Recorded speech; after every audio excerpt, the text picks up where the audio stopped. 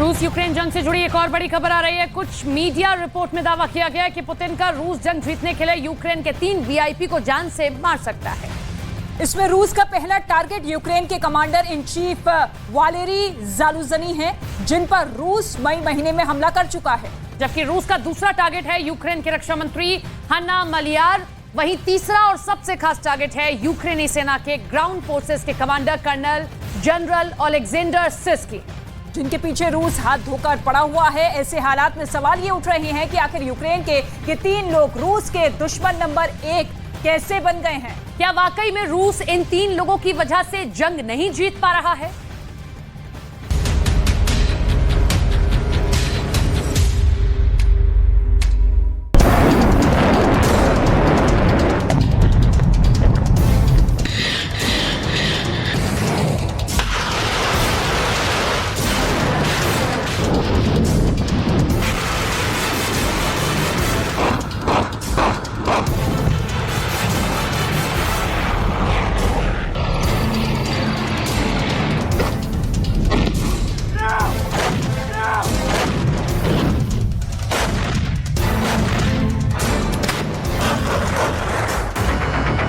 अगर 15 महीने की जंग के बाद सवाल पूछा जाए कि जंग में यूक्रेन को क्या फायदा हुआ, तो जवाब होगा फायदा छोड़िए, सिर्फ नुकसान हुआ है।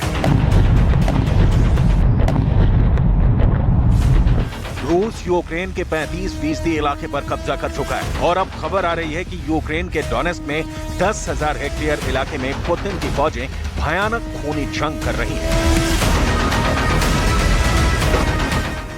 यूक्रेन के सैनिकों को चुन चुन कर मारा जा रहा है। 10,000 हेक्टेयर में पुतिन का तांडव। कुछ पश्चिमी देशों ने तो यहां तक दावा किया है कि पुतिन के स्पेशल फोर्स और सीक्रेट एजेंट यूक्रेन के 3 बेहद खास लोगों को जान से मारने के लिए निकल चुके हैं। यूक्रेन के सशस्त्र बलों के commander in chief Valery जालुजनी, Ukraine के उप रक्षा मंत्री हन्ना मालियार और जमीनी बलों के यूक्रेनी कमांडर कर्नल जनरल ओलेक्जेंडर सिर्स्की पर रूस मिसाइलें दाग रहा है। पुतिन के करीबियों का मानना है कि इन 3 लोगों को मारने के बाद ज़ेलेंस्की का यूक्रेन सरेंडर कर देगा। 3 वीआईपी मारो, युद्ध जीतो पुतिन।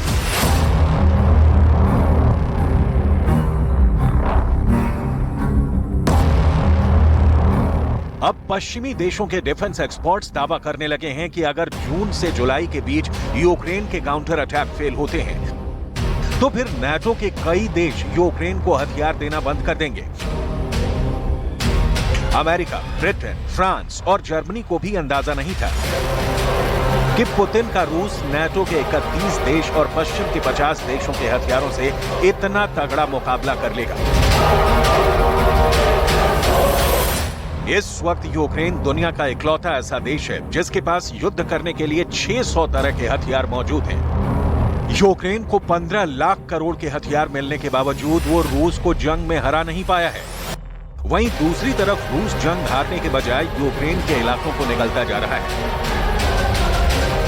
वॉर जोन से आई सबसे सनसनीखेज रिपोर्ट में दावा किया गया है कि रूस ने यूक्रेन के डोनेस्क के 10,000 हेक्टेयर या कहें कि 100 वर्ग किलोमीटर इलाके पर भीषण जंग शुरू कर दी है।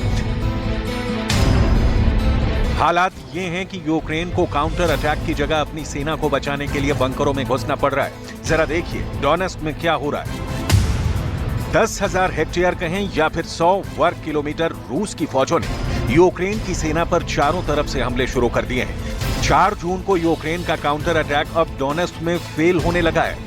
रूसी सेना हर घंटे 300 तोप के गोले दाग रही है, जबकि डोनेस्क के 100 वर्ग किलोमीटर इलाके में रूस के 1800 टैंक हमले हो रहे हैं। वहीं S-300 मिसाइल डिफेंस सिस्टम से भी रूस डोनेस्क में हमले कर रहा है। यहां तक कि रूस ने 24 घंटे के अंदर 72 क्रूज मिसाइलों से हमले डोनेस्क में किए हैं। राष्ट्रपति ज़ेलेंस्की ने भी अपने संदेश में कहा है कि डोनेस्क में भीषण जंग चल रही है। हम उम्मीद करते हैं कि रूसी सेना को हमारे सैनिक इस खूनी युद्ध में जरूर हरा देंगे। Постійно в комунікації з нашими військовими, командувачі Хортиця, Таврія, усі, хто задіяний на найбільш гарячих напрямках. Донеччина дуже жорстокі бої, але є результат. Я вдячний усім. 10,000 हेक्टेयर में पुतिन का तांडव। इस वक्त यूक्रेन में जंग से सीधे तौर पर जुड़े 3 वीआईपी या कहें कि खास लोग रूस के खिलाफ जबरदस्त मोर्चा संभाले हुए हैं। पुतिन को भी एहसास है कि अगर यूक्रेन की टॉप लीडरशिप को खत्म कर दिया जाए तो फिर यूक्रेन जंग में आसानी से सरेंडर कर देगा। हम आपको यूक्रेन के उन 3 लोगों के बारे में बताने जा रहे हैं जिन्हें रूस हर हाल में जान से मारने पर उतारू है। कुछ खबरों के मुताबिक रूस के स्पेशल फोर्स और सीक्रेट एजेंट यूक्रेन के 3 वीआईपी को जान से मारने के लिए मिसाइलों तक का इस्तेमाल कर रहे हैं। 3 वीआईपी मारो, युद्ध जीतो पुतिन।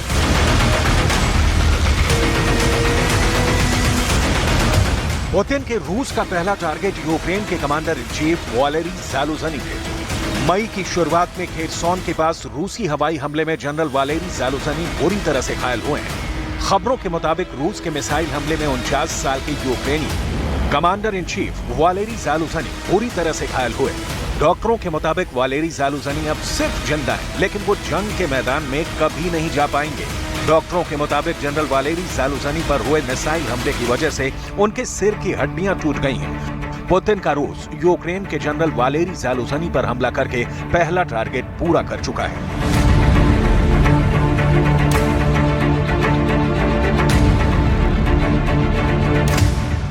तीन वीआईपी मारो, युद्ध जीतो पुतिन। रूस का दूसरा टारगेट है यूक्रेन के उप रक्षा मंत्री हन्ना मालियार, जो जंग में सबसे ज्यादा एक्टिव रहने वाली मंत्री हैं। उप रक्षा मंत्री हन्ना मालियार के बारे में माना जाता है कि वो बेहद सख्त और कठोर फैसले लेने से जरा भी नहीं हिचकती हैं। पुतिन के करीबियों का मानना है कि अगर उप रक्षा मंत्री हन्ना मालियार को मार दिया जाए तो फिर यूक्रेन की जंग की रणनीति काफी कमजोर हो जाएगी। रूस उप रक्षा मंत्री हन्ना मालियार को मारने के लिए एड़ी चोटी का जोर लगा रहा है।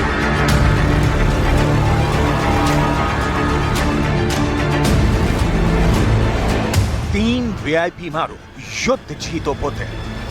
रूस का तीसरा और अब तक का सबसे अहम टारगेट है ग्राउंड फोर्सेस के यूक्रेनी कमांडर जनरल ओलेक्जेंडर सिरस्की।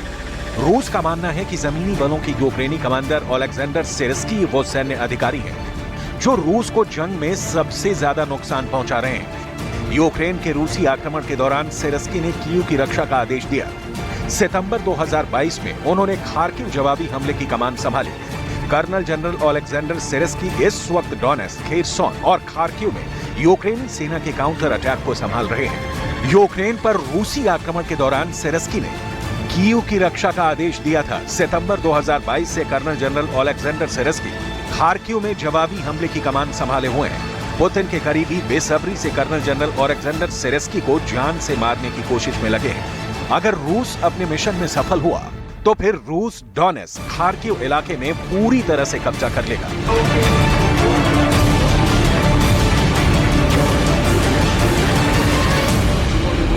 Противник начал крупномасштабное наступление на 5 участках фронта на южнодонецком направлении, введением в бой 23-й и 31-й механизированных бригад из состава стратегических резервов Вооруженных сил Украины при поддержке